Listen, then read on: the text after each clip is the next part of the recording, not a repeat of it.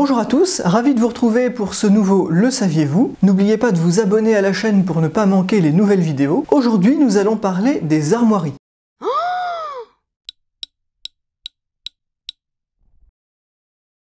Armoiries, blason, héraldique. Commençons par quelques précisions de vocabulaire. La plupart des gens parlent du blason. Voici le blason de telle famille, etc. Aujourd'hui, il est plus correct de dire voici les armoiries ou les armes de telle famille. Mais le mot blason est en fait le premier à apparaître au XIIe siècle et il désigne précisément le bouclier. Il y a aussi un mot équivalent en provençal, blési, qui désigne lui aussi le bouclier. En effet, les armoiries prennent place sur un bouclier que l'on appelle écu. Aujourd'hui, le mot blason ou blasonnement désigne plutôt le fait de décrire avec un langage approprié les armoiries.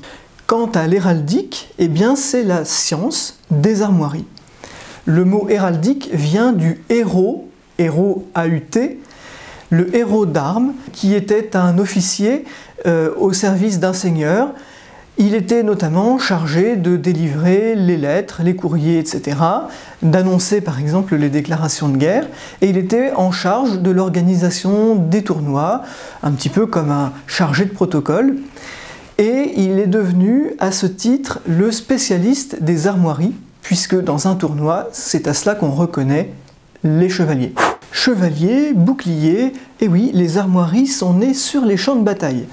En effet, lorsque vous êtes un chevalier habillé de votre armure, on ne peut pas vous différencier des autres, que ce soit dans un tournoi ou dans une bataille à la guerre. Vous avez donc besoin d'utiliser des signes distinctifs reconnaissables de très loin pour être reconnu. L'histoire de Guillaume le Conquérant à la bataille d'Hastings en 1066 est bien connue, on le voit sur la tapisserie de Bayeux, obligé de relever son casque pour montrer son visage, prouver qu'il est toujours en vie et qu'il faut continuer à se battre, ce qui était d'ailleurs très dangereux de soulever ainsi son casque. Il n'avait pas d'armoirie à l'époque, on ne pouvait pas le reconnaître de loin.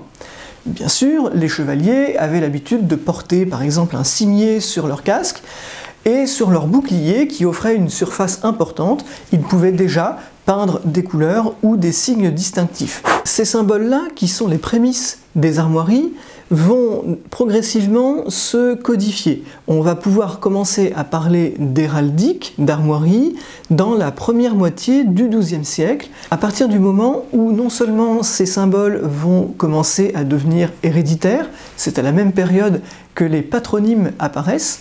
On peut commencer également à parler d'armoirie à cette période-là parce que des règles commencent à être respectées, notamment celle qui consiste à ne pas adopter le même symbole que son voisin, le but étant de se différencier, et des règles d'utilisation des couleurs.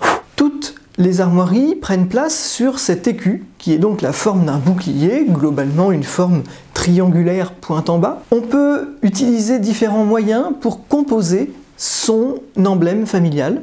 Dans un premier temps, les lignes qui permettent de diviser le champ, c'est-à-dire le fond de l'écu. Vous pouvez par exemple avoir des parties coupées, tranchées, etc. On utilise les médianes, les diagonales pour diviser le champ en autant de nouvelles zones dans lesquelles on va pouvoir disposer des éléments de couleur ou des motifs. Il y a ensuite les motifs géométriques, le chef, la face, la croix, le sautoir, etc. Viennent ensuite ce qu'on appelle en héraldique les meubles.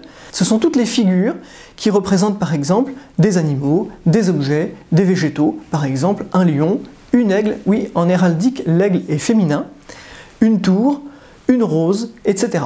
Et en dernier lieu, les couleurs. Une fois que vous avez vos divisions, vos motifs géométriques, vos meubles, vous les mettez en couleur et vous allez pouvoir être reconnu de très loin. Le but justement étant d'obtenir un contraste maximal entre les couleurs, il y a donc des règles à respecter. En héraldique, les couleurs sont en nombre limité. On les appelle les émaux et les métaux.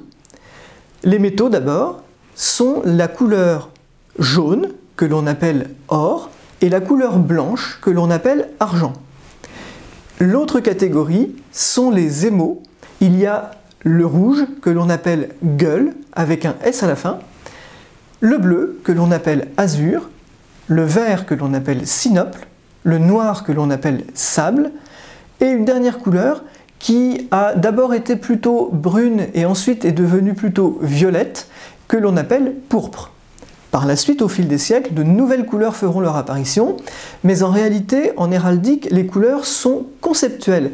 C'est-à-dire que lorsque l'on a affaire à du gueules, par exemple, il faut représenter sur les armoiries du rouge, mais peu importe la nuance qui sera utilisée par l'artiste, tant que c'est du rouge. D'ailleurs, en fonction du support sur lequel sont représentées les armoiries, les couleurs pourront prendre des aspects différents entre un vitrail, un parchemin, un meuble ou la pierre d'un monument. En effet, on trouve les armoiries absolument partout. En fait, les armoiries sont véritablement un symbole d'identité, un peu comme notre signature aujourd'hui. Ce n'est pas pour rien qu'on retrouve les armoiries sur les sceaux. Si les armoiries étaient à l'origine un signe distinctif des chevaliers, utilisées donc principalement par la noblesse, elles vont très vite se répandre dans toute la société, avec les femmes, avec les ecclésiastiques, et puis ensuite auprès des universités ou des villes par exemple. La règle principale en héraldique concerne les couleurs. Il s'agit d'une interdiction de superposer ou de juxtaposer émail sur émail ou métal sur métal. Si vous avez un champ d'or, c'est-à-dire un fond jaune, vous n'avez pas le droit, par exemple, de poser dessus un lion d'argent, c'est-à-dire blanc. Il devra obligatoirement être rouge, bleu, vert, noir ou violet. À partir du moment où vos armoiries comportent plus qu'un champ uni, vous êtes obligé de superposer ou juxtaposer des éléments. Vous êtes donc obligé de choisir ces éléments dans un des deux groupes de couleurs, émaux et métaux. Si le fond, ce qu'on appelle le champ de votre écu, est dans un métal, jaune ou blanc, tout ce que vous allez poser dessus, figure géométrique ou meuble, devra être choisi dans un émail, donc rouge, bleu, vert, noir ou violet, et inversement.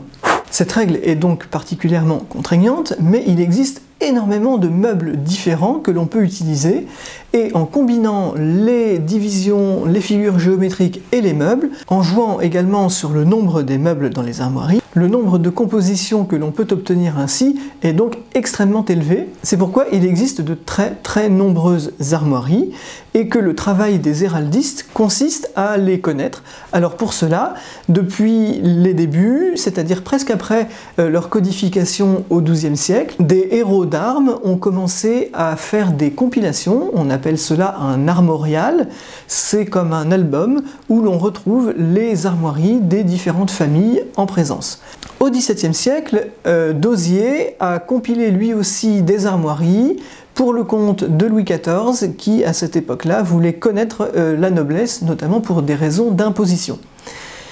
Ces registres sont à la Bibliothèque nationale et ils sont très utiles pour retrouver les armoiries d'une famille. Le rôle des héraldistes consiste aussi à identifier des armoiries dont on ne connaît pas nécessairement le propriétaire à première vue. Par exemple, lorsque l'on étudie un objet d'art ou un monument et que l'on trouve un écu armorié.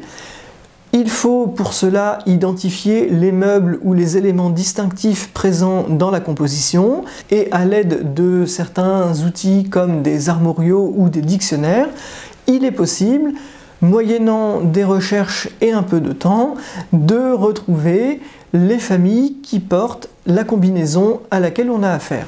J'espère que ce nouveau Le saviez-vous, petite introduction à l'héraldique, vous a plu. Si vous voulez en savoir plus sur ce sujet, je vous invite à lire principalement les publications de Michel Pastoureau, qui en est le grand spécialiste en France, spécialiste de l'héraldique, mais pas seulement, également de tout ce qui est symbolique, notamment les couleurs au Moyen-Âge. Je vous donne rendez-vous très bientôt sur cette chaîne pour de nouveaux contenus patrimoniaux, de nouvelles conférences. La prochaine aura lieu au moment des Journées du patrimoine. N'oubliez pas de vous abonner à la chaîne pour ne pas manquer les nouvelles vidéos. N'hésitez pas à laisser un commentaire. Vous pouvez aussi me réclamer des sujets de vidéos, ce sera avec plaisir. À bientôt!